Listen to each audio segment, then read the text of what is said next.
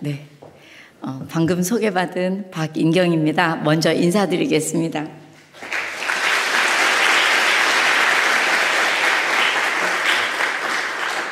네, 오늘 의정부 열방교회에 와서 여러 성도님들을 만나 뵙게 되어서 정말 기쁘고 또 저에게 영광입니다. 여기 많은 부모님들이 계시겠죠? 네, 혹시 청년들도 계시겠지만 많은 부모님들이 계실 것 같습니다. 부모 역할 어떠세요? 어려우시죠? 사실은 젊은 부모는 젊어서 또 연세가 많은 부모님은 연세가 많아서 많이 힘든 것 같습니다. 제가 왜 이렇게 부모 역할이 힘들까 생각을 해보니 제가 상담을 한 40년 했고요. 코칭은 한 16년 했는데요. 하다 보니까 정말 많은 분들을 배웠고 그분의 부모님을 뵙기도 하고 저한테 상담받는 분의 자녀를 만나기도 하거든요. 근데 그렇게 만나 보니까 정말 한 사람에게 그 부모의 역할은 여러분들이 생각하시는 것보다 정말 그 역할이 훨씬 더 크고 그 영향력은 정말 절대적이라 해도 과언이 아니구나 하는 생각을 할 때가 너무나도 많습니다. 이 부모님의 자녀와 요거하고 요거만 아셨어도 지금 여기까지 오지는 않으셨을 텐데 라는 생각을 정말 많이 40년 동안 한 것 같습니다. 이 부모님이 요것만 배우셨으면 얼마나 좋았을까 하는 생각을 늘 했었습니다. 그런데 이렇게 중요한 부모 교육을 가르치는 곳이 많던가요? 많지 않아요. 정말 가르치는 곳이 적습니다. 그래서 정말 하나님의 은혜로 제가 부모 면허라는 책을 쓰게 되었습니다. 4, 5년 전에 부모 면허라는 책이 나왔는데 제목을 들으시니까 어떠세요? 네? 제가 못 알아들었어요. 제일 먼저 부모 면허 들으실 때 운전면허가 생각나시지 않았나요? 그러시죠? 네, 차는 얼마나 속도가 빠르고 힘이 강한지 면허가 없이 운전을 하다 보면 매우 위험합니다. 근데 여러분, 제가 정말 40년 상담하는 사람이 흔하지 않거든요. 근데 40년 상담을 하다 보니 제가 알게 된 것은 부모들도 그 자녀에게 힘이 엄청 강해요. 아닌데요. 저는 우리 애하고 맨날 싸워요. 걔가 맨날 대드는데 제가 무슨 힘이 강해요. 라고 생각하시는 부모님들이 계시겠지만 부모의 영향력과 힘이 우리가 상상하는 것보다 굉장히 큽니다. 그래서 정말 우리가 가진 이 힘을 잘못 사용할 때는 나는 정말 너무 열심히 부모 역할을 했는데 결과는 내가 매우 위험한 부모가 될 때도 너무나도 많은 것이 사실이에요. 그래서 제가 부모 면허라는 제목을 적어보았고요. 또 제 생각에는 일반 예수님 안 믿는 부모님들도 제가 많이 안내를 해드려 봤거든요. 근데 제가 예수님 안 믿는 부모님들과 예수님 믿는 부모님들을 안내해 드리다 보면 예수님 믿는 부모님들이 훨씬 더 전략적이어야 돼요. 그러니까 전략이 없이 남 하는 대로 돈이 있으면 있는 대로 그렇게 막 아이들을 가르치고 교회 와서 내가 기도 많이 했으니까 잘 될 거다라고 생각하신다면 꼭 그렇지 않습니다. 크리스찬 부모는 하나님이 원하시는 전략이 있어야 돼요. 그런데 이 전략적이어야 된다는 말 속에 그럼 어떤 전략이 있어야 될까요? 첫째는 하나님이 원하시는 눈으로 나 자신과 내 자녀를 바라보셔야 돼요. 그러니까 세상의 부모가 생각하는 그런 관점이 아니라 하나님이 부모에게 뭘 원하시는지 하나님께서 내 자녀를 어떻게 바라보고 계신지 하나님의 관점을 나도 가지고 있어야 하고, 그 성경 안에서 하나님의 관점을 찾았다면 그 역할을 하는 부모는 무엇을 배워서 익혀야 하는지, 즉 그 역할을 수행해 나가는데 배워야 할 것들이 있어요. 기술이 몇 가지 배워야 할 것이 있습니다. 근데 그것들을 잘 배우고 익힐 때, 그때 우리는 전략적인 부모 역할을 해낼 수가 있다는 거죠. 근데 제가 실제로 해보니까요, 부모들은 오늘 제가 한 번만 강의하고 간 다음에 이 중에서 만약에 제 강의를 듣기 전하고 또 다른 하나님이 원하시는 더 좋은 부모 역할로 바뀌시는 부모님들이 많을까요? 적을까요? 처음에는 너무 마음이 괴롭다. 이대로 살면 안 되지. 그래, 얘기한 대로 한번 살아봐야 되겠어 라고 생각하시죠. 근데 그게 처음에는 마음이 좀 괴롭고 막 그랬는데요, 아이를 보고 옆집 애를 보고 세상 돌아가는 걸 보잖아요. 그러면은 또 은근슬쩍 제자리로 돌아가게 돼 있어요. 제가 보니 부모님들은 정말 강의로 변하는 분들이 안 계신 건 아니에요. 계세요. 근데 많지가 않으세요. 그리고 훈련을 받으셔야지 변하더라는 거죠. 그래서 부모 학교 강의도 저는 하지만 부모 훈련 과정이 있어요. 그래서 약 20명씩만 받아서 그분들을 1학기, 2학기, 3학기, 한 학기를 2달 동안 열심히 훈련시켜드리는 그런 과정도 제가 열심히 하고 있습니다. 그 내용이 전부 어디에 있냐면 부모 면허라는 책 안에 있어요. 그러니까 여러분 부모 면허 한번 읽어보셔야 되겠죠? 네, 제가 책을 팔라고 하는 얘기가 아니고요. 그 책이 할인을 해주니까 13,500원이에요. 그러니까 제 인생을 갈아 넣었지만 13,500원 밖에 안 해요. 그러니까 여러분들이 내가 티를 하나 사서 마신다 생각하시고 꼭 사서 읽어보시면 좋겠습니다. 제 생각에는 온 국민을, 모든 민족을, 조국의 모든 교회 성도들을 제가 부모 면허 책을 안내해드리고 훈련시켜드리고 싶지만 제가 다 할 수 없는 일이기는 해요. 여러분들이 책도 읽으시고 훈련받을 기회가 있으시다면 받으셔서 나 혼자만 내 아이를 잘 키우는 게 아니라 와, 하나님 뜻대로 이렇게 키우면 정말 되는구나 하는 것을 여러분들이 남들에게도 다른 교회에도 많이 전파해 주시고, 제가 오늘 오다 보니까 전부 학교가 있어요. 이 근처에 오면서 계속 왜 이렇게 교회가 좋은 자리에 차지를 하고 있나, 교회가 너무 좋은 자리에 있다 이러면서 제가 왔거든요. 이 주위에 학교가 많다는 것은 여러분들이 전도할 사람도 많다는 이야기가 될 겁니다. 많은 전도도, 또 부모님들을 전도하실 수 있는 기회를 여러분들이 가지셨으면 하는 게 제 마음입니다. 그래서 저는 오늘 그 부모학교 1, 2, 3학기 6개월치를 쫙 축약을 해서 여러분들한테 가장 중요한 에센스만 전달해 드리고자 해요. 제가 마음이 급하겠죠? 네, 제 마음이 급합니다.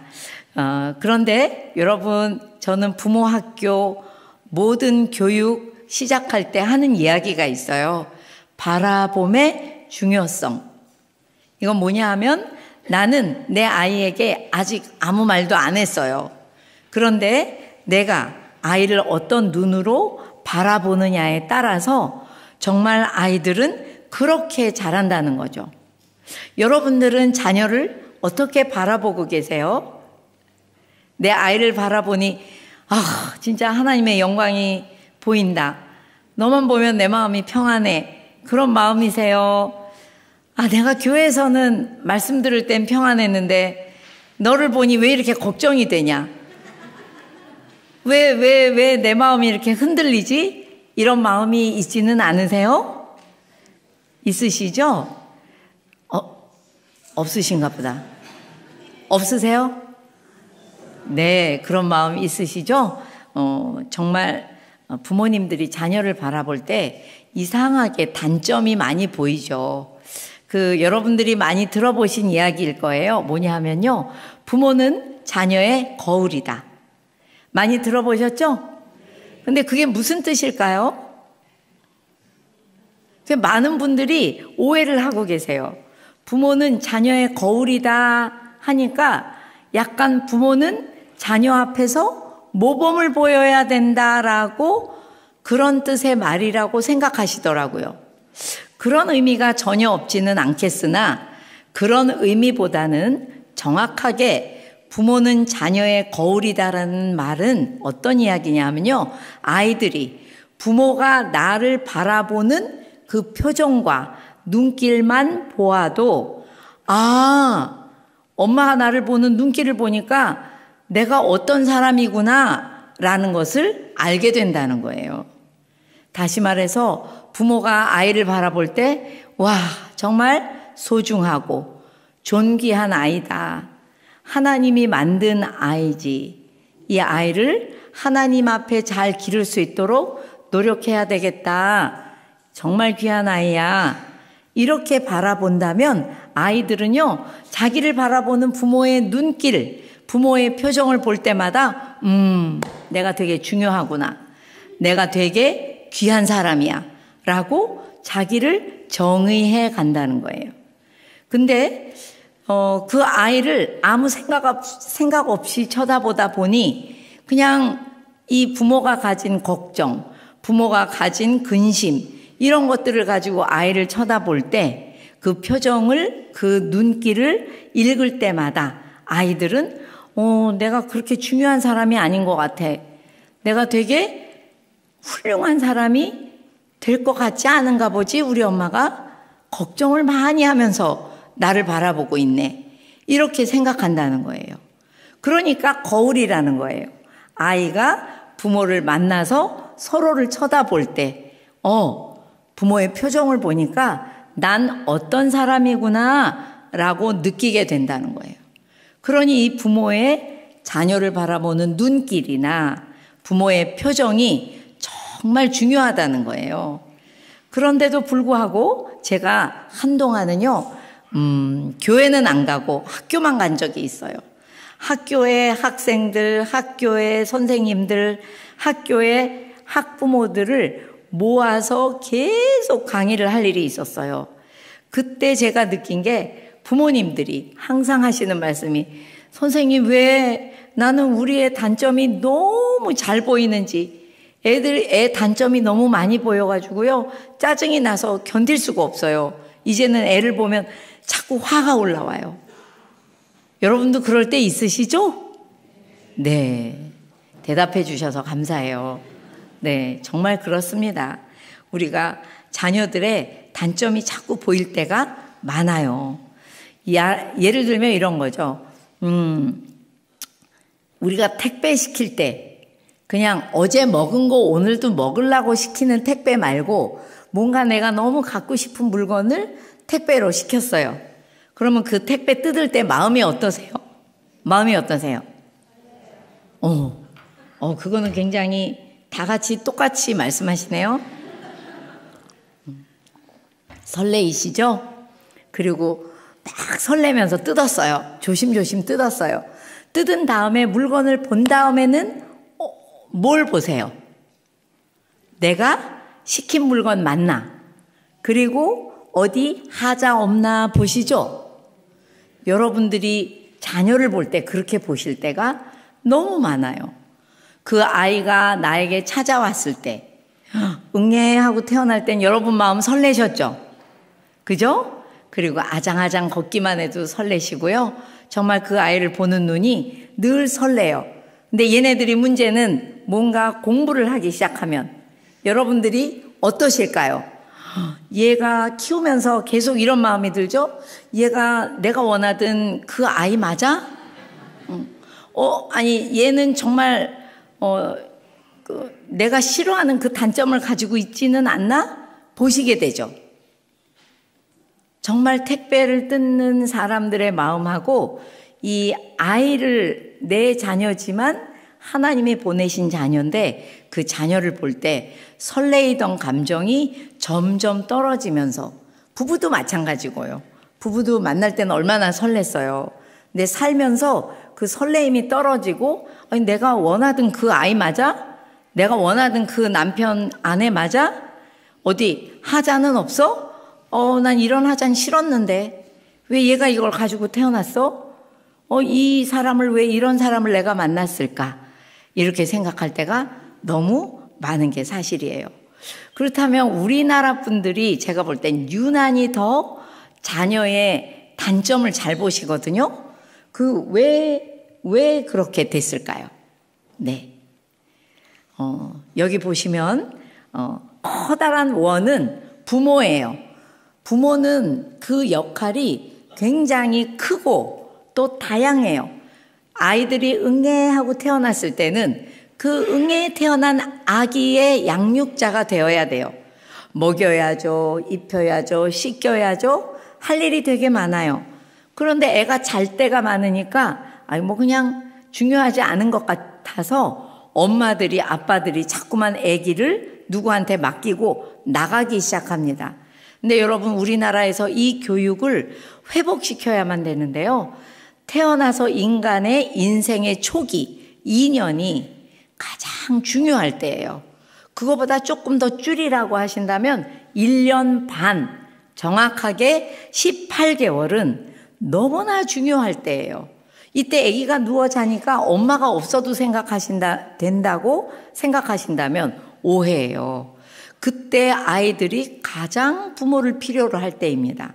부모가 어떤 눈으로 자기를 바라보는지를 보고 평생 지속이 될 안정감, 평생 지속이 될 신뢰감을 가질 수도 있고 그거를 취득할 수 없을 수도 있어요. 이때가 너무 중요하기 때문에 양육자 역할 너무 중요하죠. 조금만 크면 아이들이 고민이 생겨요. 그러면 그 아이들 고민 들어줘야 돼요.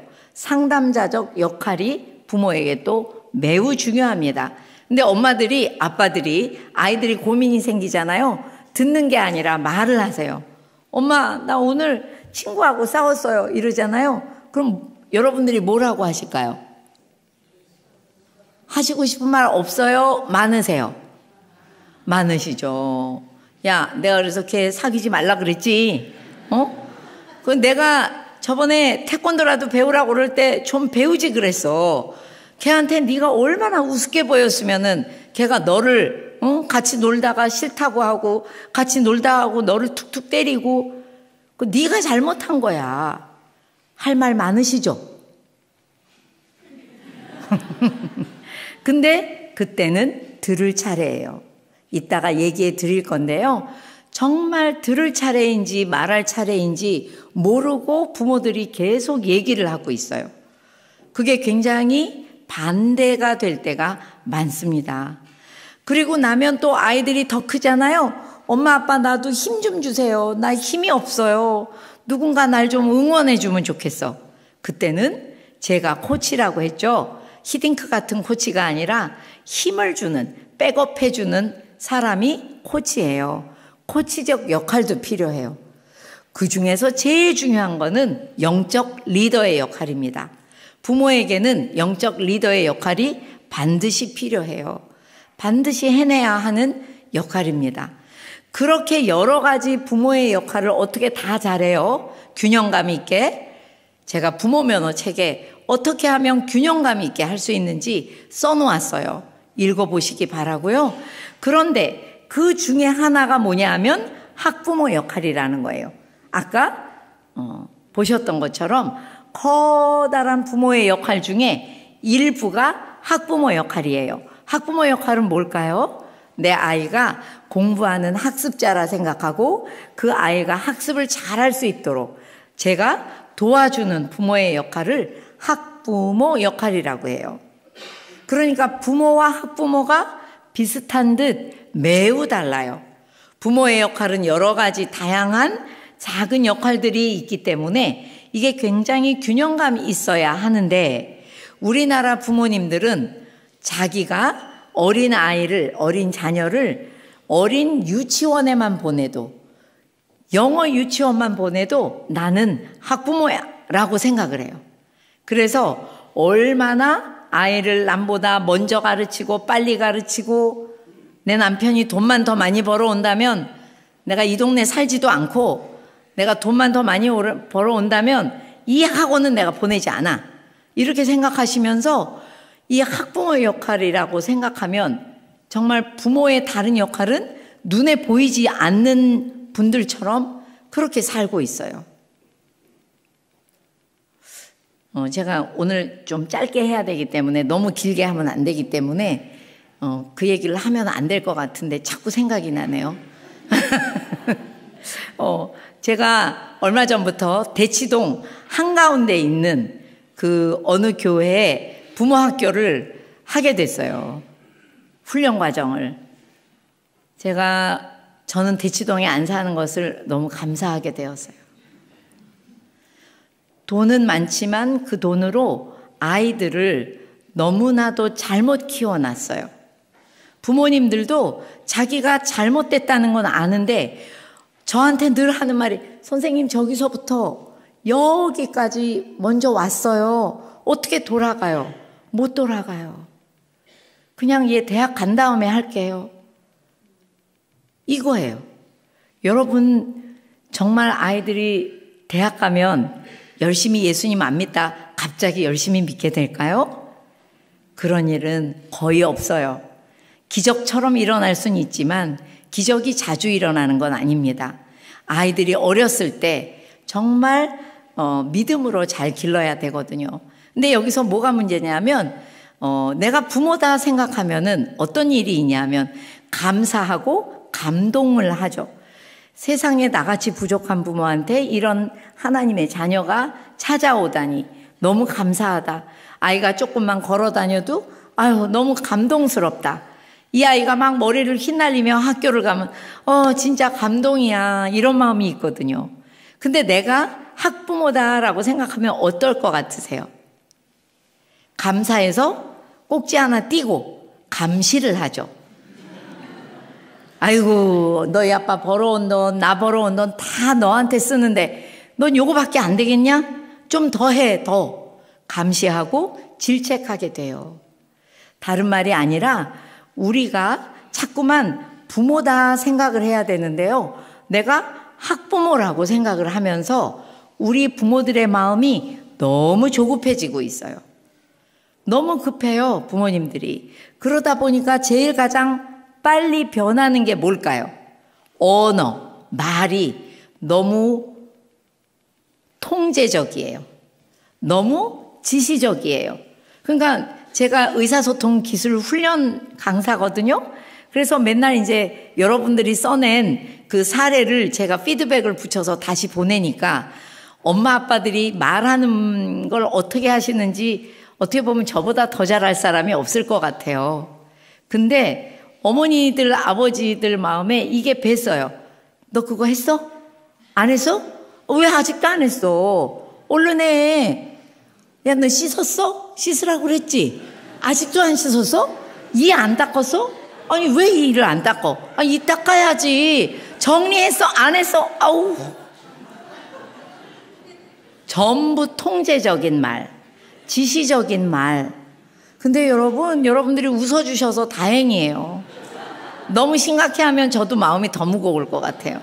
근데 알고 보면 우리가 하는 말 중에 정말 마음에 힘을 주고요, 정말 인생을 살아갈 없던 힘을 주는 좋은 말들이 되게 많아요.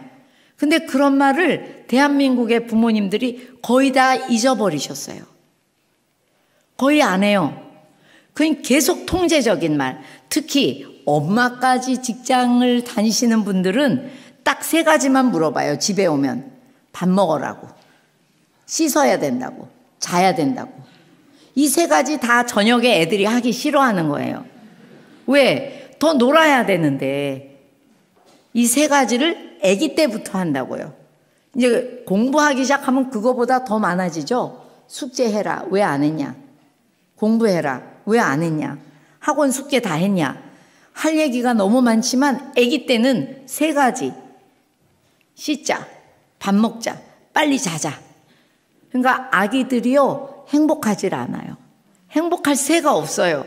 그런데 또 공부는 많이 하래요. 이게 왜 이럴까요? 부모님들이 아이를 성공시켜야 한다고 생각하셔서 그래요. 성공은 내가 시켜야 된다. 근데 여러분, 내 자녀의 성공을 내가 시킬 수 있을까요? 시킬 수 없어요, 여러분. 내가 성공시킬 수 없어요. 내 아이는 성공시킨다면 누가 시키세요? 그렇죠? 하나님이 시키실 거예요. 그 아이와 그 부모가 하나님 앞에서 어떻게 사냐에 따라서 하나님이 그 아이를 하나님이 생각하시는 성공의 길로 가게 하세요. 저는 그게 그 아이의 사명의 길이라고도 생각해요. 우리가 생각하는 성공하고는 다르지만 우리가 생각하는 성공보다 아이가 훨씬 행복하고 끝까지 해낼 수 있는 일들을 하나님이 그 손에 맡기실 거다 생각합니다. 절대 굶기시지 않을 거고요. 그런데 부모님들은 자꾸만 결과를 책임지고 싶어 해요. 내 아이를 학교에 보내놓고 어느 대학에 보내고 어느 직장에 보내면 얘가 행복할 거다. 내가 그거를 이루어낼 수 있도록 도와줘야지. 결과까지 책임지려고 하시다 보니 그게 어떻게 결과가 책임을 질 수가 있어요. 그러니 부모님들이 점점 힘드세요. 그런데 사실은 부모는 과정에 함께 해주셔야 되는 분들이에요. 아이들이 자라는 그 순간마다 제가 잘 쓰는 말이 있어요. 스테이, 머물러주는 부모. 그 아이 옆에 머무르면서 아이가 기쁠 때, 힘들 때 같이 있어주고 그 마음을 알아주는 부모가 정말 필요해요. 흙같이 따뜻한 부모예요. 뭐같이? 흙이요. 이 식물을 흙에다 심죠? 흙에다 심으면 흙이 막 식물을 막 어떻게 막 이렇게 만지고 이렇게 하나요? 그냥 품고 있어요. 흙은 그냥 식물을 품고 있어요. 그러다 보면 문제는 그 흙에 좋은 영양분이 가득해야죠. 부모는 그 흙과 같아야 돼요. 내가 좋은 부모여야 돼요. 내가 좋은 사람이어야 되고 그를 잘 품고 있으면 되는 거예요. 그러면 하나님께서 햇빛을 주시고 비를 주셔서 그 식물이 자라게 해주시잖아요. 그죠? 그죠? 그래서 하나님이 우리 아이들을 흙같이 따뜻한 부모가 되어 그들을 품고 있고 그 옆에 머물러 있을 때 아이들은 하나님의 은혜로 자라게 되어 있습니다. 그런데 그러지 못하다 보니까 아이들이요, 부모와 점점 관계가 안 좋아져요. 네, 제가 요거까지만 힘든 얘기하고 이제 희망찬 얘기도 할 거예요. 아까 시작할 때보다 얼굴이 어두워지셨어요. 죄송해요. 근데 여러분들이 현실은 알으셔야 될 것 같아서 얘기해 드려야 될 것 같아요. 이렇게 공부에 대한 얘기를 하고 하다 보니까 아이들 마음에 힘이 없어서요, 부모와 자꾸 관계가 안 좋아져요. 그러다 보니까 아이들이 안에 화가 많고요, 공부에 전념이 안 돼요. 막 정체도 알 수 없는 분노와 싸우느라고 공부를 못 해요. 그뿐만 아니죠. 복음을 깊이 받아들이고 충만한 다음 세대가 되는 게 아니라 복음을 거부하는 다른 세대가 되어가고 있어요. 그래서 여러분들이 들으셨나 모르겠습니다. 제가 작년에 2월 달에 신문을 보니까 그렇게 나왔어요. 우리나라 아이들 중에 청년인데 여태까지 열심히 공부했고 이제 막 직장을 들어갔대요. 그래서 직장에서 열심히 일했는데 일하다 보니까 우리 엄마 아버지보다 더 사랑이 없고, 내가 분명히 엄마 아빠는 내가 열심히 공부하면은 직장에 가서 행복하게 살 거라고 했는데 직장에 가보니까 더 안 행복한 거예요. 직장에 가서 행복하기가 쉽지 않잖아요. 그죠? 돈 줄게, 너 있는 거 다 내놔. 그런 게 직장이잖아요. 그런데 그 직장을 다니다가 너무 무섭다며 난 사회생활을 제대로 할 수 없는 사람인 것 같다고 사표를 내고 자기 집에 들어가서 자기 방문 바깥을 안 나오는 애들이 20만 명이라고 작년 2월에 나왔어요. 근데 제가 저희 딸들에게 뭐라고 했냐면, 얘들아 20만 명이래. 거짓말이야. 20만 명이 무슨 20만 명이야. 훨씬 많다.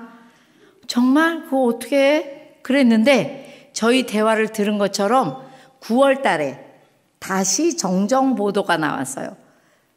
몇만 명이게요? 60만 명. 그래서 제가 또 딸들한테 말했죠. 얘들아 60만 명이래. 또 틀렸어. 이거보다 훨씬 더 많아. 수도권 안에는요, 한 집 걸로 한 집 애들이 자기 방문 밖에 못 나오는 애들이 있어요. 걔네들이 자기 방문 밖에 못 나온다는 거는 사회생활은 이제 물 건너갔다고 봐도 과언이 아니에요. 우리나라 큰일 났죠, 여러분? 애들 안 낳죠? 나면 OECD 국가 중에서 청년대 자살률 1위죠. 근데 살아있어. 살아있는데 자기 방문 바깥에를 못 나오는 애가 100만 명 정도는 돼요. 계속 늘고 있어요. 기하급수적으로. 그러면 누가 이 나라를 일을 해서 살리고 누가 하나님의 도를 전하겠어요. 그래서 부모님들이 지금처럼 학부모 역할에 전심전력을 하고 내 아이를 성공시키는 거는 나야 라고 생각하는 이 마음을 그대로 가지고 계신다면 정말 그거는 너무 위험한 일이에요. 우리 아이도 곧 자기 방문 바깥에 못 나올지도 모른다는 얘기예요, 여러분. 그러면 우리 아이들을 도대체 어떻게 키워야 돼요? 길을 잃어버린 민족 같아요, 제가 볼 때는. 여러분, 제가 볼 때 오늘 이 교회에 와서 보니까요, 교회 분위기가 너무 좋아요. 잠깐 엘리베이터 타고 올라오는데요, 어르신도 계시고요, 아주 애도 있었고요, 또 중간 정도 되시는 분도 계셨어요. 그리고 분위기도 너무 좋았어요. 제가 볼 때 아마도 이 교회 안에는 다른 교회만큼, 다른 세상만큼보다는 훨씬 아이들을 잘 키우고 계실 것 같아요. 네. 그런데도 배우면 더 좋겠죠? 어디서 배우면 좋을까요? 성경에서요. 네. 그래서 아까 읽으셨던 말씀이에요. 여기는 지금 새 번역이에요. 한번 다시 읽어볼까요? 읽어보시죠. 시작.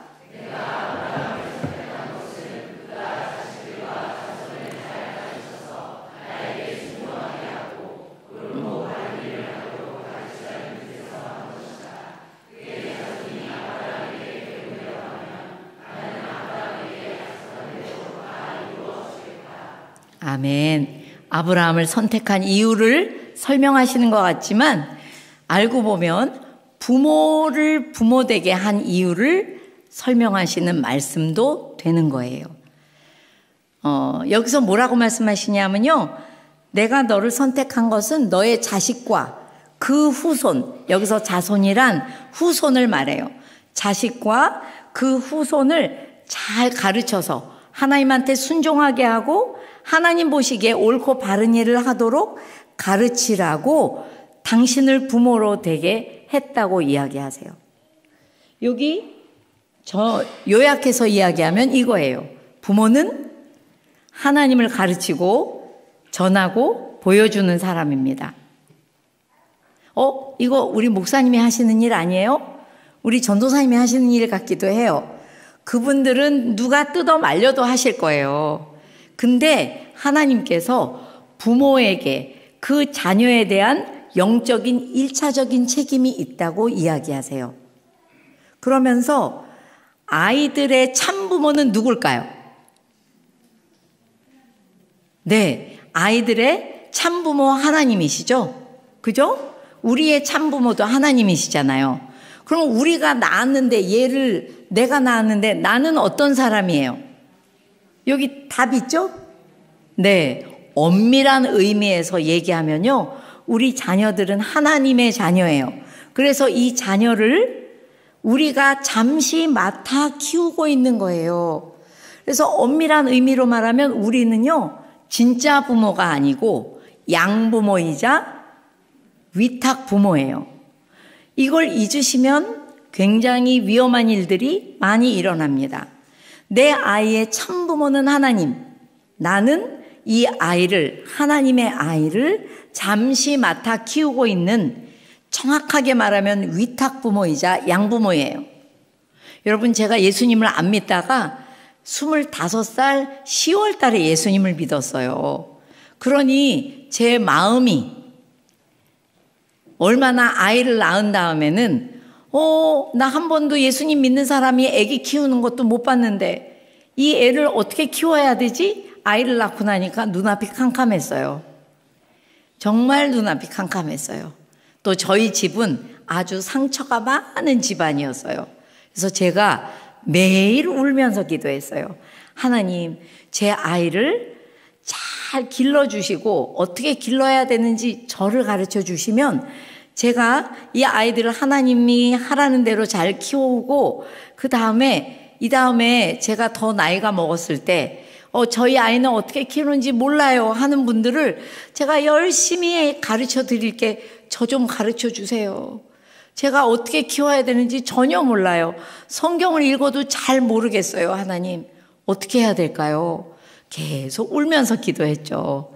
그때 하나님께서 저한테 그때마다 배워야 할 것들을 배우게 하시고 또 직접 가르쳐 주시기도 하면서 저를 가르쳐 주셔서 제가 제 아이들을 가르쳐 키웠어요. 그래서 아마 제가 지금 여기 있는 것 같습니다. 근데요, 제가 하나님께 배운 것 중에 제일 잊어서는 안 되는 게 우리는 하나님의 자녀를 키우는 양부모다라는 거예요. 이 말이 어떻게 보면 되게 무서운 말이잖아요. 내가 아이의 참부모가 아니고 하나님이 참 부모이시기 때문에 어떻게 해야 되냐 하면 아이들 눈에 참부모가 잘 보여요? 안 보여요? 하나님 잘 안 보이잖아요. 그러니까 아이들 눈에 잘 보이는 이 육신의 양부모가 아이들 눈에 잘 보이니까요. 제가 제 아이들한테 하나님을 가르쳐주고 전해주고 보여줘야 된다는 거예요. 우리의 역할이 그런 거예요. 그러니까 여러분, 아이들을 키우실 때 부디 내가 이 아이를 잘 길러야 되겠다 생각하시기보다는 어떻게 하면 하나님의 말씀에서 아이를 어떻게 키우라고 하시는지를 꾸준히 찾고 나는 양부모다, 참부모이신 하나님의 뜻대로 길러야 되겠다 하는 것을 잊지 않으시면, 거기서 길을 잃지 않으시면 우리가 끝까지 잘 길러낼 수 있을 거다라고 생각합니다. 여기 부모를 바라보는 하나님의 관점은 그런데요, 자녀를 바라보는 하나님의 관점은 어떤 건지 한번 읽어보시죠. 시작. 내가 너를 모태에서 짓기도 전에 너를 선택하고 내가 태어나기도 전에 너를 거룩하게 구별해서 뭇 민족에게 보낼 예언자로 세웠다. 아멘. 여기서 보면은요, 정말 사람은 할 수 없는 일을 하시죠. 우리 자녀들을 만드실 때, 물론 우리를 만드실 때도 이렇게 하셨죠. 모태에서 짓기도 전에 선택하셨대요. 그리고 세상에 태어나기도 전에 거룩하게 구별하셨대요. 왜 그랬을까요? 왜? 세 번째, 이 땅에 태어났을 때 어떠한 일에 세우기 위해서 하나님은 우리를 선택하시고 구별하십니다. 그 말씀은 어떤 이야기냐면 우리들을 포함해서 우리 자녀들은 사명자예요. 이 땅에 할 일이 있어서 태어난 아이들입니다. 여러분, 제가 아주 작은 지우개 하나를 사도 이거 사람이 지우개 만들 때 쓸 때가 있으니까 만든 거죠? 그죠?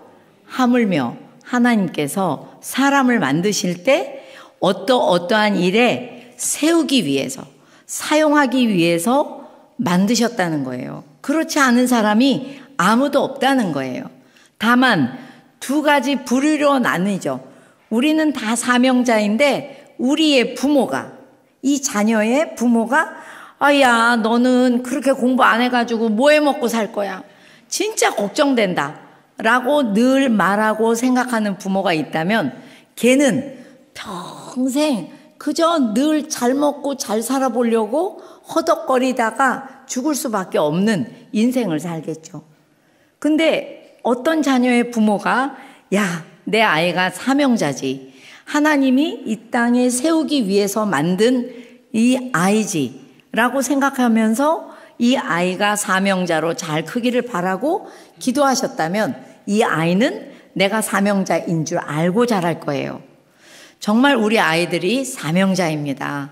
근데 여러분들이 자녀를 바라볼 때, 오, 사명자의 후광이 보인다. 이렇게 보이세요? 아니면 걱정될 때도 많으세요? 네, 막 후광이 잘 안 보일 때도 많아요. 그래서 저희들이 이 후패한 눈으로 보면 안 되고 하나님의 말씀과 하나님의 눈으로 아이들을 바라보셔야 되겠어요. 저희 교회의 어떤 분은 저한테 부모학교를 훈련받으신 다음에 자기 아이를 볼 때마다 사명자라는 생각이 잘 안 들어서 이거 저거 그냥 막 이런 생각이 들 때마다 어디에다가 써붙였대요. 누구누구 아무개 사명자 크게 써서 막 벽에도 붙이고 아침에 큐티하는 그 말씀 묵상집 앞에도 써놓으시고 그랬더니 조금 나아지시더래요. 당신의 마음이. 그래서 어디다 좀 써붙이는 것도 되게 좋은 것 같다 생각하게 되었습니다. 여러분 아까 보신 것처럼 우리는 사명만 주시는 게 아니고요. 사명을 이룰 장점과 잠재 능력도 같이 주어서 이 땅에 태어나게 하세요. 여기부터 이제 여러분들이 좀 기분 좋은 얘기가 좀 나올 것 같아요. 여러분 장점과 잠재 능력은 구체적으로 뭐예요? 이렇게 물어보신다면 이거예요. 그 아이가 좋아하는 거, 그 아이가 잘하는 거. 세 번째가 제일 중요해. 그 아이가 아직 잘하지도 못하는데 끝까지 잘하고 싶어 하는 거. 이 세 가지가 그 아이가 가지고 태어난 장점이자 잠재 능력이에요. 뭐라고요? 좋아하는 거, 잘하는 거, 잘하고 싶어 하는 거. 근데 우리 부모님들이 어떨까요? 야, 너 그거 잘하지도 못하는데 왜 그걸 그렇게 붙잡고 있어? 시간 아까워 죽겠네 진짜. 그거 하지 마. 이렇게 얘기하고 싶으시죠? 근데요, 알고 보면 잘하고 싶어 해서 그걸 끝까지 붙잡고 있는 아이들이 잘하는 애, 좋아하는 애를 이겨요. 여러분들은 저보다 연세 많으신 분도 계시긴 하겠죠? 전 이제 70이에요. 알겠어요. 너무 많이 살았다고. 제 나이가 70인 게 너무 좋아요. 왜? 제 나이가 70이라서 알게 된 것도 많고요. 제가 배운 것을 제 아이를 길러보니까 이게 맞네. 맞는 이론이네. 다 확인한 것만 여러분들 안내해드리지 제가 어디서 책에서 읽은 것만 말씀해드리지 않아요. 지금 무슨 얘기를 하고 있는 거냐면 좋아하는 거, 잘하는 거. 얘네들 처음에 시작하면요. 잘하고 싶은데 잘 못하는 애보다 훨씬 앞에 있어요. 근데 정말 신기한 게요. 잘하고 싶어하는 애들은 그걸 놓지를 않아요. 끝끝내 그걸 해요. 그러다가 결국은 잘하는 애, 좋아하는 걸 하는 애들을 끝내 서서히 추격을 하기 시작하다가 어느 순간 얘네들을 추격하려고 하는 것도 아니에요. 너무 좋아서 하고 싶어서 하는 애들은 결국에 끝까지 하기 때문에 다른 사람들을 이겨낼 수가 있더라고요. 여기 지금 제가 하고 싶은 얘기가 있어요. 그릿이라는 책을 쓴 엔젤라 더크워스라는 분이 있어요. 성공 심리학의 대가입니다. 이 세상에 사람들이 어떤 사람들이 성공하는지를 정말 많이 연구했어요. 연구의 양이 다른 사람하고 비교가 안 되게 많은 분이에요. 근데 이분이 뭐 젊을 때 성공하다 꼬르륵 가라앉은 사람 이런 사람 말고 끝까지 성공하는 사람들을 찾아보니까 그 사람들한테 공통적으로 있는 것이 그릿, 즉 끈기더라는 거예요. 그러면서 그분이 엔젤라 더크워스가 부모님들한테 이런 얘기를 해요. 끈기가 있으려면은 열정이 있어야 되겠죠? 그죠? 열정이 없는데 끈기가 있을 리가 없잖아요.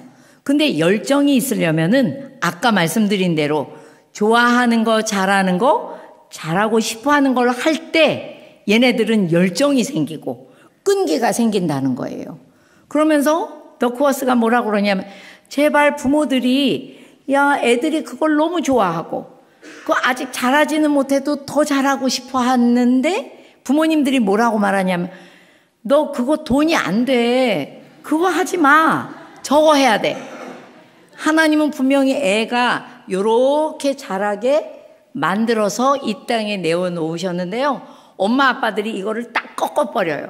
그래가지고 아이들을 이렇게 자라라고 이야기해요. 얼마나 슬픈 이야기예요. 제가 남성분들을 많이 만나거든요. 부모학교에서. 이 얘기 나오면 꼭 울어요. 몇 사람이. 왜 울까요? 그 교회 오래되고 뭐 아주 좋은 장로님, 권사님 밑에서 아들로 태어났어요. 말도 잘 들었어. 그래가지고 난 이게 너무 좋은데 어머님, 아버님이 꺾어서 이걸 해야 된다고 그래서 이게 직업이 됐어. 그러니까요, 이분들은 평생 일로 걸어가는데 여기를 쳐다보면서 계속 가요. 난 저거 하고 싶었는데, 난 저거 하고 싶었는데, 난 지금도 저게 좋은데, 내가 이거, 밥 벌어 먹느라고 이거 해야 돼. 너무 힘들다. 마음에 기쁨이 없어. 이런 분들이 얼마나 많은지 몰라요. 여러분, 우리는 자녀들이 뭘 잘하는지, 뭘 좋아하는지, 뭘 잘하고 싶어 하는지를 발견하려고 노력하셔야 돼요. 기도하면서 이거를 굉장히 중요한 부모의 역할로 아셔야 됩니다. 장점을 발견하시라는 얘기예요. 발견했으면 전달해 주셔야지 돼요. 근데 두 가지의 문제가 있어요. 어떤 분들은 자꾸 성적만 가지고 얘가 뭘 잘하는지 발견하고 싶어 하시거든요. 근데 하버드 대학의 토드 로즈 교수라는 분이 이렇게 얘기했어요. 제발 공부를 가지고 뭘 잘하는지를 발견하려고 하지 마세요. 그건 정말 부적합한 자료입니다. 이런 얘기를 하세요. 왜? 그 사람이 제일 잘하는 거, 제일 못하는 거, 성적 합해서 평균 내가지고 석차 나오죠? 그래요, 안 그래요? 갑자기 왜 대답을 안 하세요? 맞잖아요. 그 아이가 하나님이 주신 정말 잠재 능력이 뭔지를 알고 싶을 때는 성적으로 알 수가 없다는 거예요. 그러니까 정말 저희 부모학교에 그런 분이 계셨어요. 아이하고 걸어가다가 학원을 가는데 애가 자꾸 땅을 들여다보면서 거기서 뭐 너무 좋아가지고 몰입을 하니까 입도 쩍 벌리고 있죠. 너무 좋아하다 보니까 막 침도 뚝뚝 떨어지죠. 너무 행복해 하는데 학원은 안 가. 그러니까 엄마가 맨날 야단을 쳤다는 거예요. 그러다가 부모학교를 들어오셔서 이분이 생각을 바꿔 먹었어요. 얜 뭘 좋아하느라고 그 땅을 그렇게 흙을 들여다보나. 자기도 가다가 학원은 늦었으니까 이미 들여다봤대요. 흙 속에 뭐가 있나? 뭐가 있었을까요? 예? 누가 개미 그러시네요. 근데 우리 이상하다. 열방교회는 잘 맞추시네요. 곤충이 거기 가득하더래요. 근데 이 아들의 소원이 뭐냐면 이 곤충이 알을 낳고 번성해서 충만한 거야. 그걸 원해, 이 아들이. 그리고 걔네들을 돌봐주고 싶어 하고, 잡아오면 아플세라 잡아오지도 못하고, 그렇게 곤충을 좋아하더라는 거예요. 그래서 이분이 아들을 칭찬하기 시작했대요. 아유, 우리 아들 곤충을 참 사랑하네, 좋아하네, 이 정도만 하셨대요. 그래서 걔가 부모 학교에 따라올 때가 있거든요. 그래서 제가, 너는 곤충을 좋아한다며? 그랬더니 이러고 있다가, 네! 표정이 벌써 금세 바뀌죠. 네! 야, 너는 지구를 살리겠다, 이 다음에. 제가요? 제가 어떻게, 너 곤충이 죽잖아? 흙이 다 죽어가지고 지구도 죽는 거야. 근데 너는 곤충을 사랑하니 곤충을 살려놓을 거 아니야. 걔네들은 또 새끼 날 거 아니야. 정말 네가 말하는 대로 정말 곤충이 많아질 거 아니야. 그러니까 정말 이 지구가 건강해지고 잘 살아있을 거야. 네 덕분에. 걔가 그 표정을 잊을 수 없어요. 너무 행복해하고 정말 아이가 달라지기 시작했어요. 여러분 지금 제가 하는 얘기 뭐냐면 아이들 사명이 있어요. 그 사명이 뭔지 여러분들이 아직은 몰라요. 그런데 뭘 통해서 알 수 있냐면 걔가 좋아하고 잘하고 싶어 하는 걸 통해서 하나님은 걔네들을 사명의 길로, 성공의 길로 인도하셔요. 그렇기 때문에 여러분들이 단점을 보려고 애를 쓸 것이 아니라 장점을 보고 하나님이 어떤 장점을, 어떤 잠재 능력을 주셨는지 발견하려고 하셔야 되고, 발견했으면 전달해 주셔야 되는데, 이 전달에 또 문제가 있어요.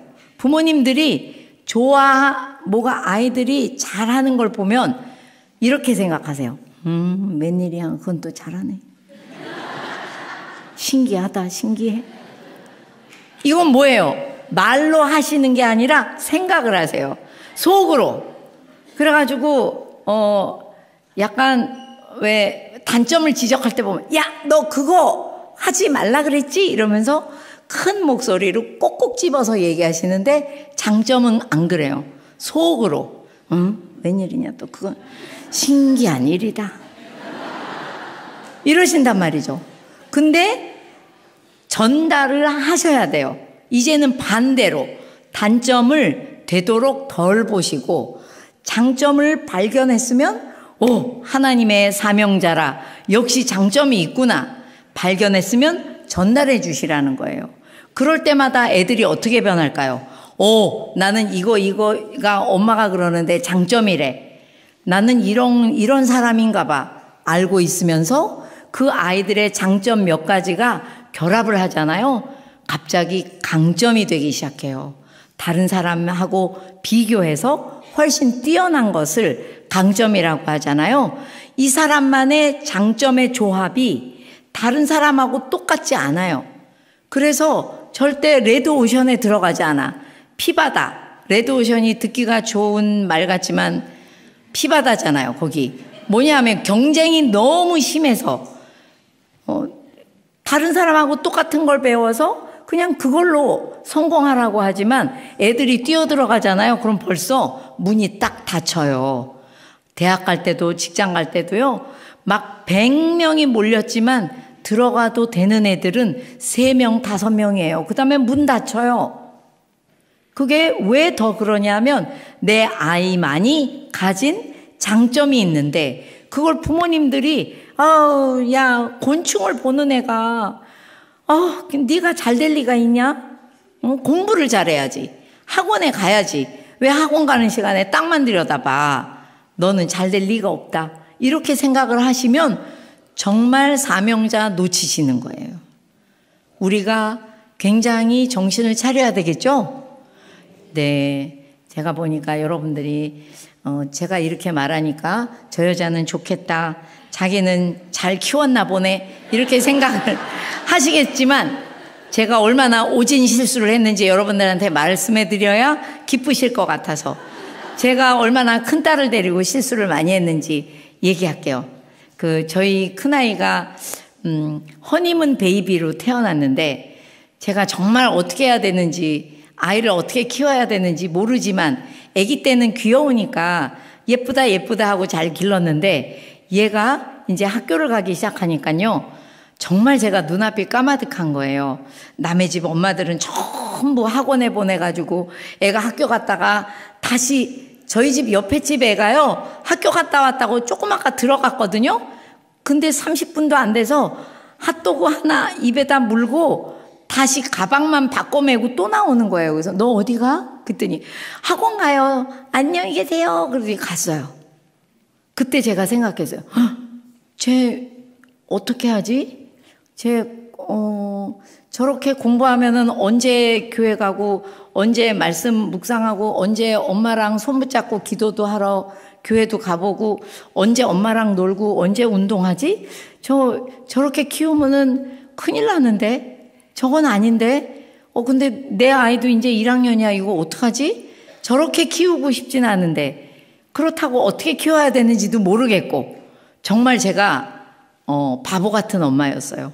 그때부터 정말 많이 울면서 기도했죠.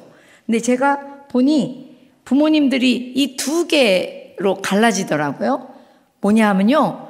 아이들을 볼 때 자꾸만 약점에 집중해서 그것만 얘기해 주는 부모님들이 있어요. 물론 의도는 좋죠.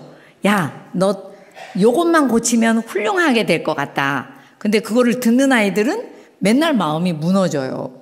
근데 반대로 약점 뒤에 숨은 장점을 보는 부모가 돼야 돼요. 요거는 하나님의 눈으로 자녀를 보면 이게 가능해지더라고요. 근데 저는 이게 안 돼가지고 저희 아이를 보면서 이렇게 생각했어요. 저희 큰아이를 낳았더니 딸인데요. 뭐 그만하면 키도 크고 그만하면 얼굴도 잘생겼는데 남자아이 같은 거예요. 고집이 우리 집에서 걔를 이겨본 사람이 아무도 없고요. 또 그러니까는 학교를 가야 되는데 잠이 오면 자야 돼요. 안 일어나요. 그래서 또 늦둥이를 들여보내죠. 언니 좀 깨워라. 그러면은 막 늦둥이를 발로 걷어차가지고 애가 막 붕 떠서 떨어지고 엄마 나 다시는 언니 깨우라고 하지 마세요.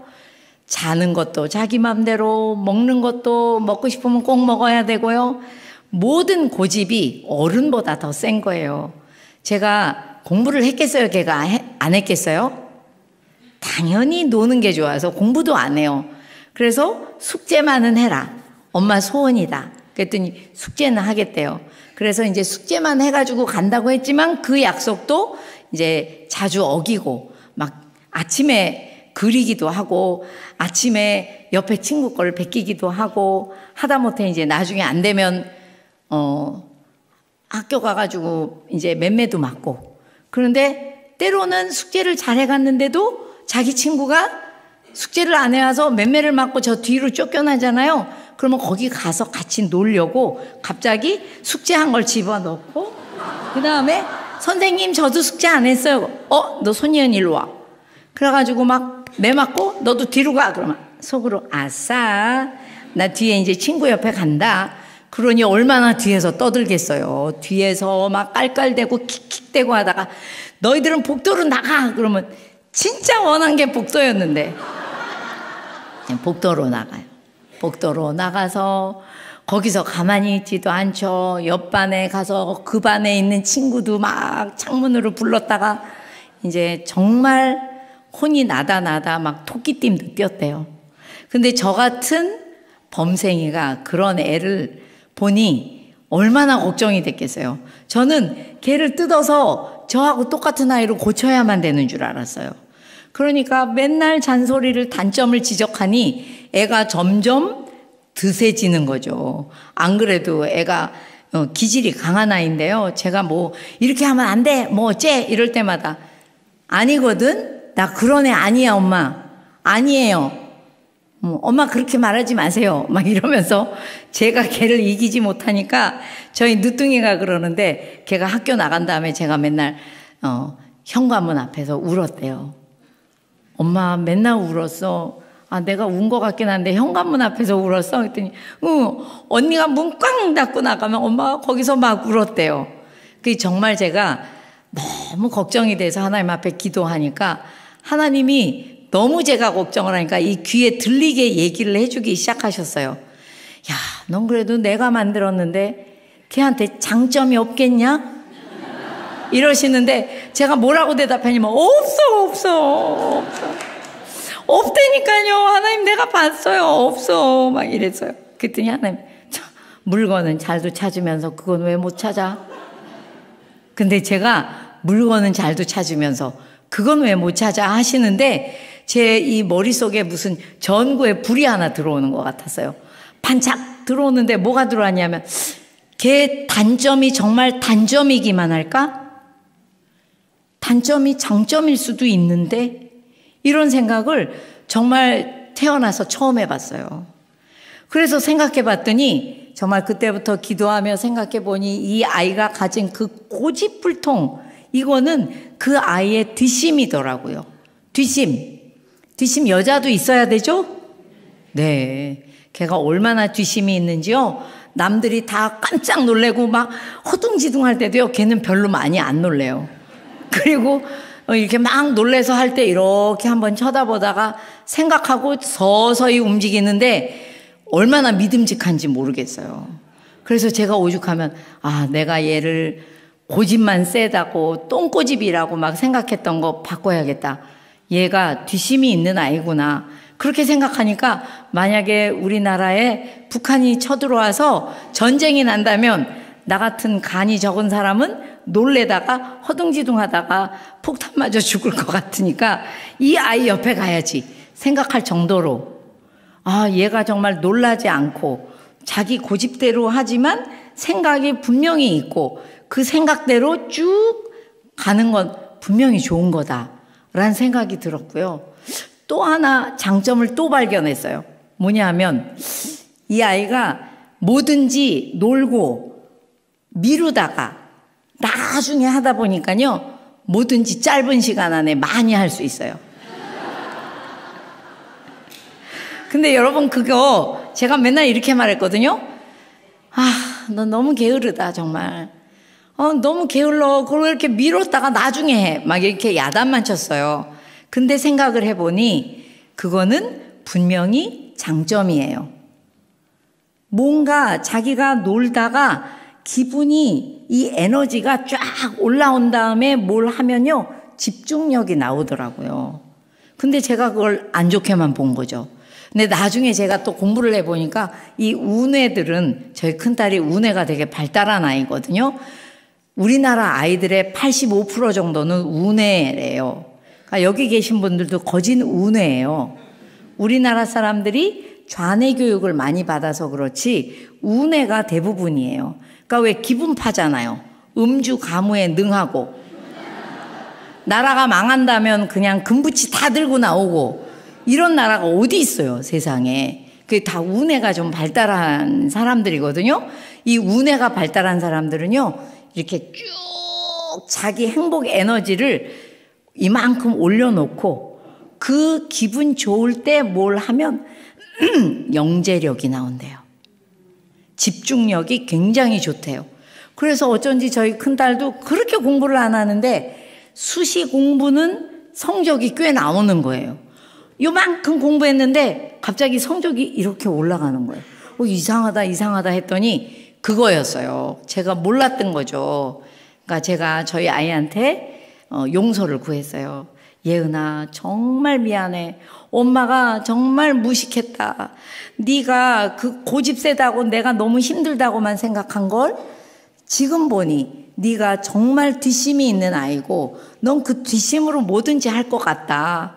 그리고 네가 너무 게을러서 뭐든지 미뤘다가 한다고 야단을 쳤지만 엄마가 보니까 너는 너는야 짧은 시간 안에 많은 걸 할 수 있네. 그거 분명히 장점이야. 엄마가 정말 잘못했어. 그랬더니 걔가 나중에 커서 뭐라 그러냐면요, 엄마가 나한테 단점을 지적하며 막 뭐라고 할 때마다 아니거든, 엄마 나 그런 애 아니야 막 이렇게 박박 대들었지만 내 마음속에 정말 잘못했다. 내가 뭔가 하나님이 잘못 태어나게 하셨나? 뭔가 부족한 사람인 것 같다. 이런 생각이 늘 있었대요. 그러다가 엄마가 그거를 바꾸어서 장점으로 봐주니 그때부터 엄마, 내가 더 당당해지고, 원래 당당했거든요. 근데 더 당당해졌대요. 그러면서 엄마, 내가 참 괜찮게 태어난 것 같아. 엄마, 내가 살 때 훨씬 힘이 나는 거 있지. 엄마가 그렇게 말해줘서. 그게 정말 아까부터 여태까지 한 얘기가 이렇게 요약을 하면요, 우리 아이들은 사명자고 이 사명자들한테 하나님은 장점, 잠재 능력을 주어서 내보냈다는 거예요.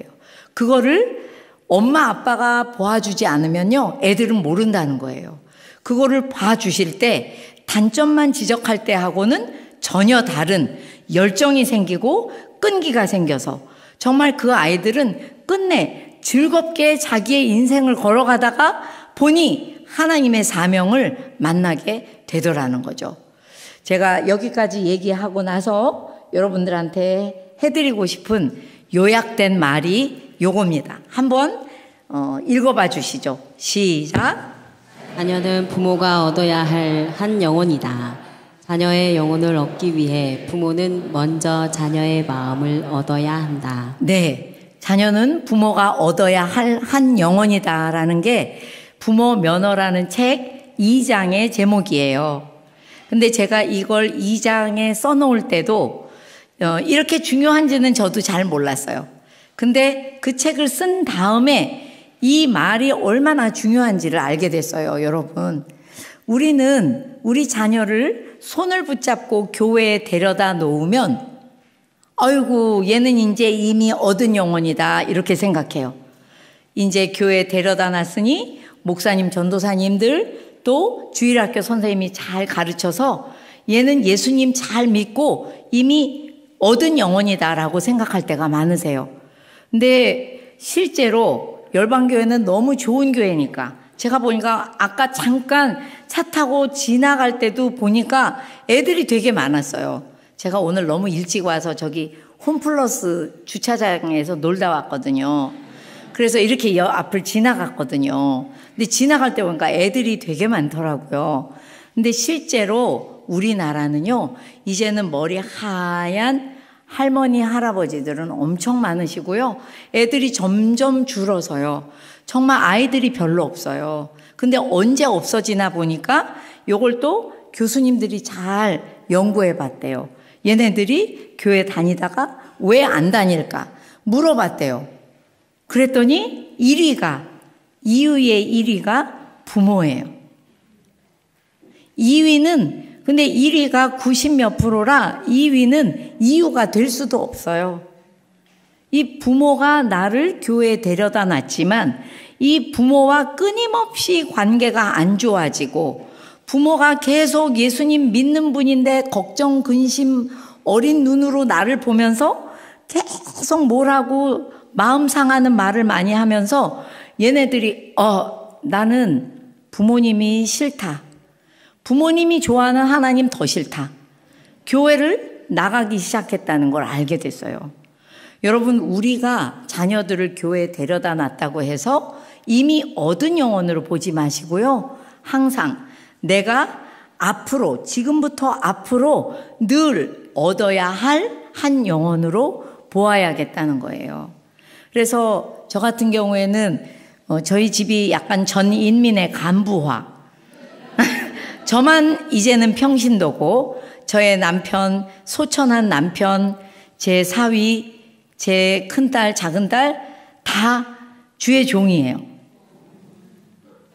근데 제가 제일 계급이 낮은데도 불구하고 제가 저희 아이들한테 물려준 그 복음의 바톤 지금도 잘 들고 있는지 제가 늘 살피고 있어요. 왜?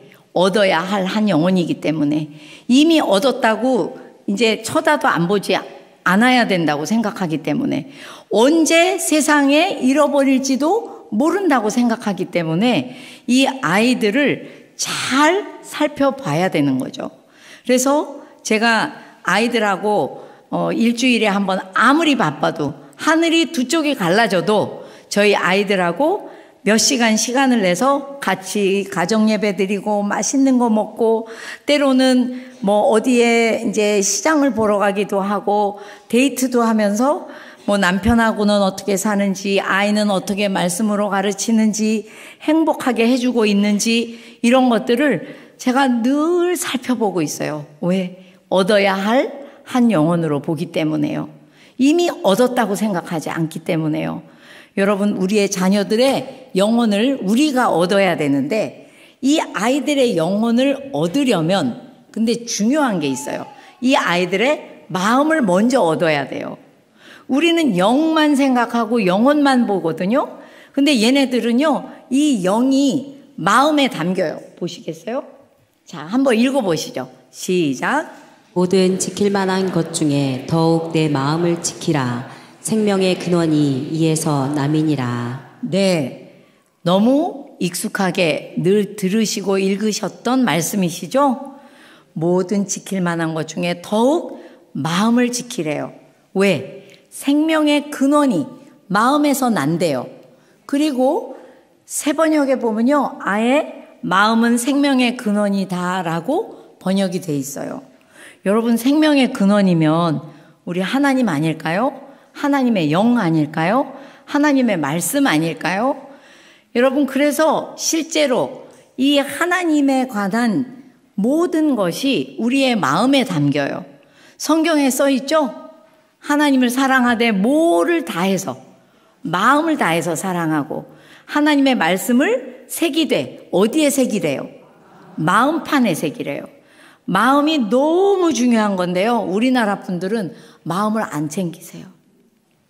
아침에 거울도 보고요, 화장도 하고요, 막 옷도 잘 보고 나오시지만 마음은 안 살피세요. 그러니까 내 마음을 안 살피다 보니까요, 내 배우자 마음 잘 안 살피세요. 내 자녀들 마음 잘 안 살피세요. 근데 이 마음이 얼마나 중요한지, 이 마음이 생명의 근원이고 생명이 근원이 나는 곳이고 소중히 돌봐야만 한다고 하나님은 얘기하고 계시죠? 그래서 이런 말씀도 하셨어요. 읽어보시죠. 시작.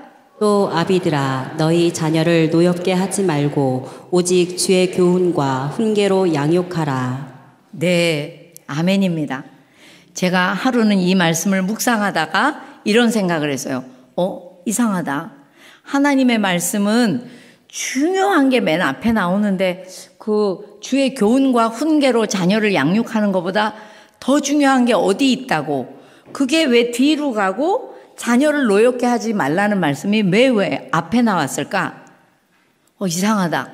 그 자녀를 노엽게 하는 게 뭐길래 찾아보니까 자녀를 노엽게 한다는 말은 자녀의 마음을 상하게 한다는 말이더라고요. 그러니까 부모들이 자녀의 마음을 공부시켜야지, 뭐 잦은 잔소리 해야지, 자꾸만 마음을 상하게 해서는 그들의 마음에 하나님의 말씀도 들려줘봤자 그렇게 효율적으로 들어가지 않는다는 것을 하나님은 말씀하고 있다는 생각이 저는 들었어요. 여러분 생각해 보세요. 부부가 교회 오시다가 오늘따라 하필이면 교회 오는 날 싸웠어요. 아무리 귀한 하나님의 말씀을 목사님께서 열심히 또 준비하셔서 말씀을 전해도 그날 그 말씀 은혜스럽게 들릴까요? 잘 안 들려요. 우리 아이들도 마찬가지입니다. 우리 아이들 마음이 밭과 같아요. 그래서 이 겨울 내내 딱딱하게 얼었던 밭은 봄에 그냥 이렇게 씨앗을 던져놓으면 거기서 막 뿌리가 내리면서 자랄까요? 아니에요. 저 서울내기 담아내기라 본 적은 없지만 책에서 읽어서 아는데 전부 그거 흙을 갈아서 밀가루처럼 보드랍게 해서 그 흙을 간 다음에 씨앗을 뿌려야 거기서 뿌리가 내린다고 하죠? 그렇죠? 우리 아이들 마음도 마찬가지예요. 대한민국의 부모님들이 아까 말한 대로 그저 지시적인 말, 통제적인 말, 조급해서 빨리빨리 하라는 말밖에 못하다 보니 아이들의 마음을 돌보지 않아서요, 마음에 힘이 없어요. 마음에 분노가 가득해요. 저는 맨날 그런 애들하고 그런 애들 엄마만 만나잖아요. 천지예요, 한국에. 그러니까 걔네들이 공부를 잘하게 되냐? 공부도 못해요. 아까도 말씀드렸잖아요. 마음에 분노가 가득해서 분노와 싸우느라 공부 잘 안 돼요. 그리고 하나님의 말씀 주어봤자 이 마음이 상한 것에는 말씀이 쑥쑥 들어가지가 않아요. 그래서 여기 써있죠? 자녀의 마음을 상하게 하지 말아야 하나님과 하나님의 말씀도 그들 마음에 쑥쑥 심기운다는 거예요. 그래서 결국에 부모들은 좋은 관계를 통해서 복음이 건너가는 다리가 될 수가 있다는 거죠. 그래서 여러분, 우리 아이들 마음을 살펴야 되는데요. 다시 한번 해볼게요. 우리는 자녀의 영혼을 얻어야 되는 사람들이에요. 근데 이 영혼을 갑자기 얻을 수 없고요. 이들의 마음을 먼저 얻어야 돼요. 마음이 행복해야 돼요. 그래서 부모와 관계가 좋아야만 그 영혼을 얻을 수 있어요. 근데 이 마음을 얻고 아이들의 마음을 감동시키고 엄마가 정말 나를 사랑하는구나, 아빠는 정말 내 편이구나 알게 하려면 하나가 더 있어요. 마음을 얻으려면 우리의 말이 바뀌어야 돼요. 이 말이 바뀌지 않아가지고는요, 대한민국 부모님들은 아이들 마음 얻기가 매우 어렵습니다. 마음을 못 얻으니까요, 그들의 영혼을 자꾸 놓치고 있어요, 세상에. 그래서 여러분들한테 마지막으로 드리고 싶은 말씀은 이거예요. 한번 또 읽어주시죠. 시작. 자녀의 마음을 얻기 위해 부모는 의사소통 기술을 배우고 익혀야 한다. 우리 자녀들 마음에 힘이 없다. 힘을 주는 말, 들어주는 말, 마음 알아주는 말. 네. 영혼을 얻으려면 먼저 고객의 마음을 감동시켜야 되고, 이들을 마음을 얻으려면 우리 말부터 바뀌어야 돼요. 많은 부모님들이 저한테 이런 걸 여쭤보세요. 선생님, 우리 애는 왜 이렇게 아직 어린데요, 손 들고 자기 의견을 말을 못해요. 얘는 왜 이렇게 의기소침해요? 얘는 왜 이렇게 이거 혹시 우울증 아니에요? 막 이렇게 묻기도 하시고요. 어떤 분들은 얘는 왜 이렇게 분노 조절을 못해요? 얘 이거 혹시 분노 조절 장애 아니에요? 얘는 한 군데 집중을 못해요. ADHD 아니에요? 전부 병명을 가지고 우리 애 이런 애 아니에요? 얘가 왜 이렇게 됐어요? 물으세요. 저는 딱 한마디로 답변을 합니다. 오은영 박사님은 한 분 한 분한테 전부 해결책을 주시죠? 그렇게 해가지고는 다 못 가르쳐요. 한 번에 가르치려면 딱 하나. 우리의 면허받지 않은 말을 5년, 10년, 15년 듣다 보면 지금의 아이가 되는 거예요. 그러니까 여러분들이 보시고 내 자녀가 참 잘 크고 있다, 행복하게 이렇게 보이시면 여러분의 말도 꽤 괜찮은 거예요. 근데 내가 내 아이를 볼 때마다 쟤는 저건 왜 저래? 저건 왜 저러는 거지? 하는 게 보이신다면 부모님의 말을 바꿔야 할 때가 된 거예요. 이미 옛날에 바꿔야 되는데 몰라서 여기까지 오신 거죠. 그래서 아까도 말씀드렸지만 제가 그 전문적인 의사소통 기술을 안내하는 강사이지만 이거를 한 주에 3시간씩 8주, 그러니까 24시간을 훈련받아야 되는 건데, 제가 여러분들한테 이 시간에 말씀을 드리려니까 제일 중요한 거 하나만 말씀드리고 갈게요. 요거를 들었더니 바뀌시는 분이 열방교회는 많으리라 생각해요. 네. 뭐냐 하면은요, 그 PET, Parent Effectiveness Training이라는 건데요.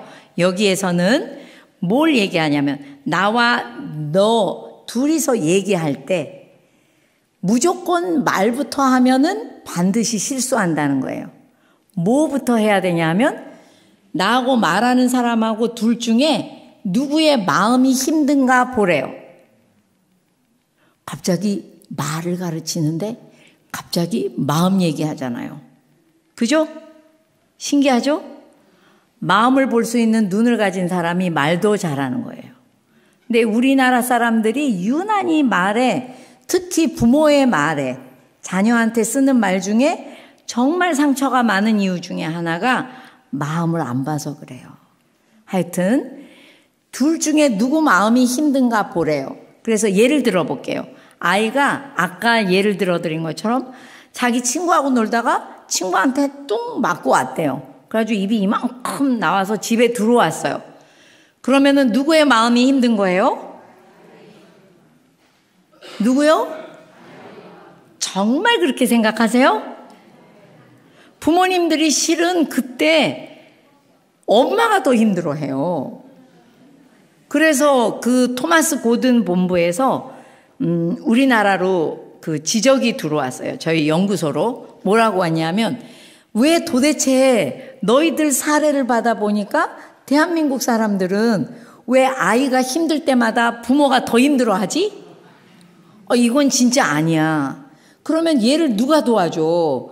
얘가 지금 힘들어서 들어왔는데 그 아이를 보자마자 부모들이 막 열을 받고, 그죠? 그래가지고 막 따다따다 말하잖아요. 아까 말했잖아요. 제가 너 걔하고 놀지 말라 그랬지? 그럼 왜 네가 얼마나 우습게 보이면 너는 맞고 다니는 거야? 그런데 또 아빠들은 뭐라고 말해? 너는 안 때렸어?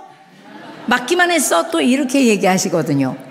그러니까 우리 모든 사례를 본 토마스 고든 박사가 그 PT 만드신 분이 이거 너희는 진짜 이거는 바꿔야 돼. 아이가 힘들 때 네가 도와줘야 되는데 갑자기 너까지 힘들어지면 정말 둘이 하나가 돼가지고 정말 완전히 진흙을 굴르는 거죠. 그래서 우리나라 사람들이 말을 이상하게 되는 거예요. 근데 얘가 힘들 때는 얘가 먼저 힘들어서 들어왔으면 그분의 얘기가 나는 들을 차례래요. 너하고 나하고 얘기하다가 상대방이 힘들어하면 나는 들을 차례. 기억하시겠어요? 네. 근데 여러분, 우리 애들이 다 힘들어요. 우리나라 애들이. 애건 조금 큰 애건 이만큼 큰 애건 다 힘들어. 왜 힘들까요? 엄마 아빠 중에 이런 말 하는 분들이 계세요. 네가 뭐가 힘들어? 너 입은 그 잠바 그게 얼마짜린데? 나는 어렸을 때 그거 비슷한 것도 못 입어봤거든.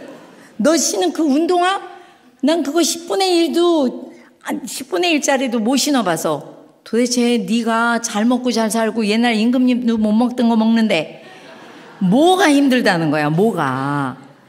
이럴 때가 많으세요. 근데 여러분, 제가 옛날 사람이라 그런지 모르겠지만 저 대학 나왔을 때는요, 그냥 이렇게 직장을 골라서 가면 됐어요. 저길 갈까? 저기 갈까? 이렇게. 근데 요새 애들이 어때요? 대학원을 나와도 갈 데가 없어요. 그래가지고 할 게 박사밖에 없어서 또 박사까지 했어. 박사 했더니 또 너무 어린애가 호봉이 높아야 되니까 아무도 안 불러. 여러분, 요새 애들은요, 공부는 엄청 많이 해야 되는데 미래가 완전히 불확실해요. 걔네들이 몰라요? 다 알아요. 어떻게 알까요? 여러분들이 맨날 말해줬잖아요. 너 이렇게 공부해가지고는 거지 돼. 너 이렇게 공부해가지고는 아무것도 못해. 맨날 말했잖아요.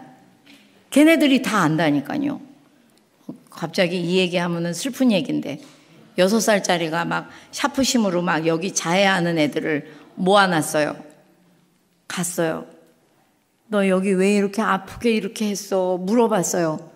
원래 6살짜리들은요, 그런 거 대답할 언어 능력이 없어야 맞는데 그 중에 여자애 하나가 한 18살짜리 언어 능력이 되는 애가 있더라고요. 걔가 말을 했어요. 제가요, 여기 이렇게 거서 너무 아프면요, 아빠가 한 무서운 말이 생각이 안 나서요. 세상에, 이유가 그거야? 아빠가 한 말이 무슨 말인데 선생님 물어봐도 되니? 걔 말 대답이 뭔지 알아요? 또 이렇게 공부해가지고는 이 다음에 거지 돼. 아무것도 할 게 없어. 뭐 해먹고 살려고? 뭐 해먹고 살 게 없어. 그게 여러분 봐봐요. 우리 어렸을 땐 아빠가 키가 작아도 다 아빠 보면 이렇게 보았죠? 그래요, 안 그래요? 어렸을 때. 그러니까 우리 지금 어른끼리 얘기하면 너 이 다음에 뭐 해먹고 살 거야? 이딴 말 하면 걔가 오죽 놀면 그런 말을 했겠어? 이 정도로 듣지만 아기 때부터 우리 아이들이 부모한테 그런 말을 들을 때는요, 완전히 낙담을 해요. 나는 잘 되긴 싹 글렀다. 정말 이 세상은 너무 힘든 거다. 하나님이 살아계신데, 나를 만드셨는데, 나한테 사명을 주셨는데, 나를 기대하고 계신데, 부모님들은 맨날 단점만 얘기하다가 애들이 기가 싹 죽었다가 정말 공부 잘 못하면 이 세상이 끝난 건 줄 알아요. 너무너무 부모님들이 자녀를 보고 마음을 다듬어 주기는커녕 마음을 막 무너지게 했던 거죠. 그 6살짜리 그 얘기는 제가 참 그때 거기 가서 듣기를 잘했다 싶어요. 왜? 요새는 4살부터 고시반이 있다고 하죠? 그죠? 열방교회는 없죠? 미친 사람들이에요. 왜? 4살이 되면 아직 이성의 뇌가 잘 안 생겼을 때예요. 근데 걔네들을 붙잡고 뭘 가르치잖아요. 그러면 애들은 머릿속에 뭐가 남냐면, 난 공부를 싫어하는 아이구나. 난 공부를 잘 못하는 아이구나. 공부는 너무 힘든 거구나. 당연히 들어가죠. 정서적인 뇌를 길러줘야 될 때 이성의 뇌는 아직 막 발달도 안 하는데 막 공부를 가르치니까요. 걔네들 어떻게 될지 너무 걱정스러워요. 저는. 여러분들은 그러지 마시고 아이들 마음을 알아주시고 기쁘고 행복하게 키워야 되는데, 그러려면 말이 바뀌어야 돼요. 아이들이 힘들다는 것을 좀 염두에 두시고, 야, 네가 아직 어리지만 나 어렸을 때 공부할 때보다 훨씬 공부 많이 하잖아요. 그쵸? 저희 막내가 했던 말이 있어요. 유명한 말이에요. 저희 집안에서는. 엄마 어렸을 때 공부할 때는 고속도로가 몇 개였어? 엄마 때는 경부고속도로 하나였어. 그랬더니 너무 좋겠다. 나는 고속도로를 얼마나 많이 외워야 되는데 엄마는 겨우 하나야? 엄마, 난 정말 너무 힘들어. 고속도로 외우는 거 너무 많아. 제가 그 얘기 하나 듣고 그때부터 제가 교사였으니까요. 애들 이렇게 잘할 때마다 애들 책을 보거든요. 이거는 옛날에 몇 학년 때 배웠는데 그 밑에 애들이 배우네. 이런 게 너무 많아요.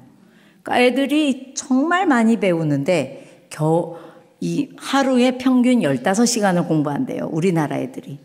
여러분들 딱 감옥 같은 데 가다 놓고 15시간만 공부시켜드리고 싶어. 딱 2주일만. 아마 문 뜯고 도망하실걸요? 우리 애들 15시간 공부 못해요. 그러니까 그 15시간 안에 애들이 책상에 앉아 있다면 공부를 하는 게 아니라 흘려듣기 하고 있어요. 흘려듣기. 이거 이따가 학원 가면 또 배울 거니까 대강 들어. 학원 가면 또 이거 시험 보기 전에 또 가르쳐 줄 거니까 대강 들어. 요새 우리나라 애들은 이 리스닝이 너무 안 좋아요. 대학 갔죠? 교수님들이 다 애들이 흘려듣기 대마왕이래요. 여기 들어올 정도면 이 정도 공부는 소화해야 되는데 소화를 못 시킨대요. 왜? 너무 여러 번 선행학습을 시켜서 선행학습을 본행학습처럼 계속 시키니까 애들은 그냥 대강 들어요. 15시간 공부할 수가 없어서. 그러니까 여러분 15시간 다 공부하라고 하지 마시고 부모님하고 즐거운 시간도 가져야 되고요. 부모님하고 말씀 묵상을 가르쳐 주시고 그거를 나누는 가정 예배도 마련하셔야 되고요. 다 부모 면허 책에 있어요. 자세하게 어떻게 하시면 된다고. 그렇게 아이들을 운동도 하고 그러면서 2-3시간 공부하잖아요. 얼마든지 잘할 수 있어요. 공부를. 그리고 학교 가서 잘 공부하라고 하시고 학원은 안 가도 돼요. 애가 필요하다고 할 때 보내도 하나도 늦지 않아요. 그냥 딴 애들 가니까 엄마 퇴근하기 전에 애가 들어올까 봐 학원 보낸다는 말이 있잖아요. 그러니까 여러분 제가 하고 싶은 말 이제 정리할게요. 아이들 마음을 알아줘야 돼요. 말로. 그러기 위해서는 아이들의 말을 들어주는 말을 해주셔야 돼요. 근데 아이들 말을 들어주는 말은 뭐냐 하면요. 마음 알아주는 말이에요. 너 억울했겠다. 속상했겠네. 아유, 너무 답답했겠다. 아유, 어떻게 그렇게 거기 앉아 있을 수가 있어. 힘들었을 텐데. 이런 말들이에요. 근데 우리는 아까 뭐라고 말했어요? 그냥 내 생각을 말했잖아요. 네가 우습게 보이니까 맞은 거야. 이렇게. 그래서 아이들이 힘들 때 우리는 들을 차례이기 때문에 귀로도 들어주지만 들어주는 말, 즉 마음 알아주는 말이 애들을 살린답니다. 그래서 우리 말이 바뀌면 여러분들 자녀들의 마음을 얻을 수 있을 거예요. 마음을 얻으면 영혼 얻는 건 쉽습니다. 그런데 영혼만 얻으려고 할 때는 너무 어려워요. 그래서 여러분들한테 오늘 너무 짧은 시간 안에 여러 가지를 다 말씀드리려고 하다 보니까 저도 힘들었어요. 여러분들도 들으시면서 좀 힘들다 그러셨을지 모르겠지만 요거 하나만 더 보여드릴게요. 반대로 안 가나요?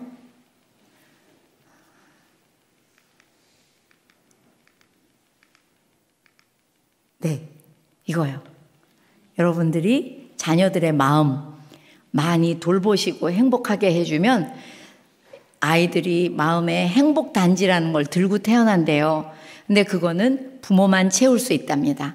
그 부모가 그 자녀의 행복단지를 채워줄 때마다 애들은 뭐든지 쉽게 잘해요. 근데 이 행복단지에 부모님이 채워준 행복이 없잖아요. 걔네들이 늘 입에 달고 다니는 말이 힘들어, 나 너무 힘들어. 나 장가 가는 것도 너무 힘들어. 아우, 장가 갔지만 애 못 낳아, 힘들어. 그렇게 힘들대요, 애들이.